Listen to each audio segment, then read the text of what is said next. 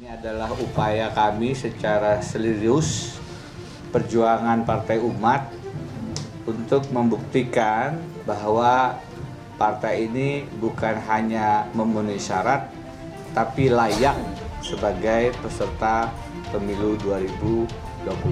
Kita terutama partai-partai yang berbasis Islam ataupun berbasis masa Islam itu sekarang disudutkan dengan narasi-narasi yang mereka bilang, wah itu politik identitas, berjubah putih dan seterusnya, ya identik dengan kekerasan dan lain sebagainya. Kami menilai retorika tersebut itu jauh dari fakta dan sangat berlebihan, dan pada kesempatan ini saya akan menyampaikan fakta yang sebenarnya, bahwa apa yang dilakukan oleh rekan-rekan kami verifikator faktual di daerah, kabupaten kota, itu mereka bekerja dengan baik, mereka bekerja dengan jujur. Dan kalau kita mau bicara ini, mohon LO Partai Umat di setiap daerahnya itu ditanya bagaimana fakta yang sebenarnya. Kami meyakini apa yang dikerjakan oleh rekan-rekan kami itu sudah sesuai dengan aturan. Akhirnya dari sekian partai yang segan bicara kalau mereka menggunakan politik identitas dalam pemilu, seperti PKS misalnya, Partai Umat malah dengan gagah berani mengungkapkan kalau mereka akan menggunakan politik identitas sebagai jati dirinya. Dalam sisi marketing ya, apa yang dilakukan oleh Partai Umat ini disebut diferensiasi.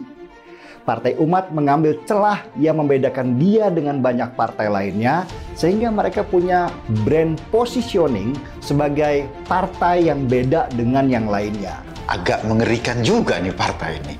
Katanya bahwa dia juga akan memanfaatkan masjid-masjid sebagai basis gerakan Partai Umat untuk mensosialisasikan politik atau gagasan-gagasan Partai Umat. Artinya secara tidak langsung Ketua Umum Partai Umat ingin menggunakan masjid-masjid kita sebagai ajang kampanye politik.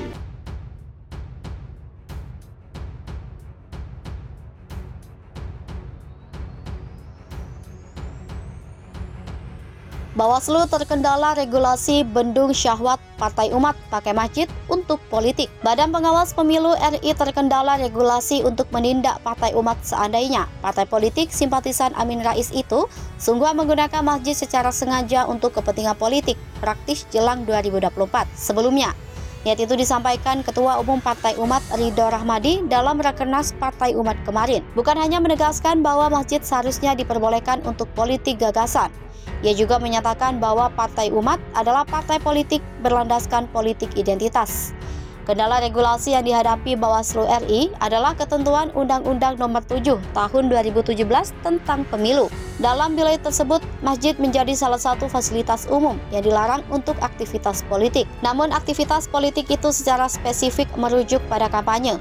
Sementara itu, masa kampanye baru resmi dimulai pada 28 November 2023. Ada jeda waktu yang panjang di mana pengawasan aktivitas politik di rumah ibadah, termasuk masjid, tidak bisa ditindak langsung oleh Bawaslu karena ketiadaan dasar hukum. Sebab dasar hukum itu dianggap baru bisa berlaku pada masa kampanye. Peristiwa Cirebon. Jauh sebelum pidato Ridho, Partai Umat telah menggunakan masjid sebagai sarana politik praktis tak lama setelah ditetapkan sebagai peserta pemilu 2024 lewat jalur penyelesaian sengketa. Sebanyak 21 simpatisan partai membentangkan bendera Partai Umat di Masjid At-Taqwa, Kota Cirebon, Jawa Barat pada 1 Januari 2023. Bawaslu RI mengaku telah berkoordinasi dengan Bawaslu Kota Cirebon untuk memeriksa insiden ini. Ketua Bawaslu Kota Cirebon Muhammad Joharudin mengaku telah menerima penjelasan dari pengurus partainya. Pengakuan mereka pembentangan kedua bendera Partai Umat itu sebagai ungkapan rasa bahagia telah lolos verifikasi menjadi partai peserta pemilu 2024. Partai Umat Kota Cirebon juga mengakui bahwa mereka tidak membuat surat izin kepada pihak-pihak terkait yang berkaitan dengan kegiatan tersebut. Johar menegaskan, Partai Umat Kota Cirebon melanggar etika politik karena telah membentangkan bendera partai di dalam tempat ibadah.